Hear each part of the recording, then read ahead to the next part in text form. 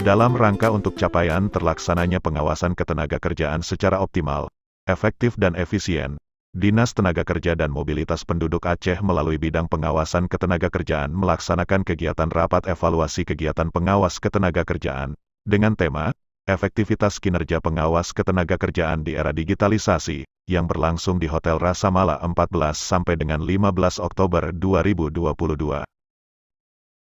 Akmil Hussein SEMSI selaku Kepala Dinas Tenaga Kerja dan Mobilitas Penduduk Aceh dalam sambutannya sekaligus membuka kegiatan itu menyampaikan, pengawas ketenagakerjaan merupakan ujung tombak dalam menjamin terlaksananya peraturan perundang-undangan di bidang ketenagakerjaan dan mempunyai peranan yang penting dalam mencegah, mengatasi dan menanggulangi masalah-masalah ketenagakerjaan.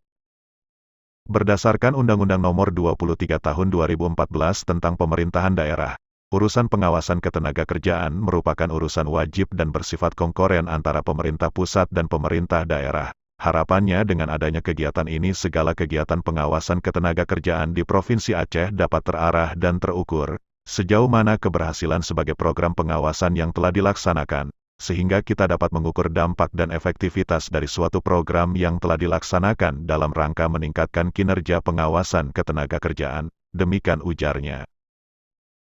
Dalam kesempatan yang sama, Kabid Pengawasan Ketenagakerjaan Erwin Ferdinansyah STMT berharap setelah rapat evaluasi ini dapat mengetahui implementasi pelaksanaan kegiatan yang telah dilaksanakan oleh fungsional pegawai pengawas dalam menjalankan tugas dan fungsinya, mengawasi pelaksanaan regulasi perundang-undangan ketenagakerjaan di perusahaan.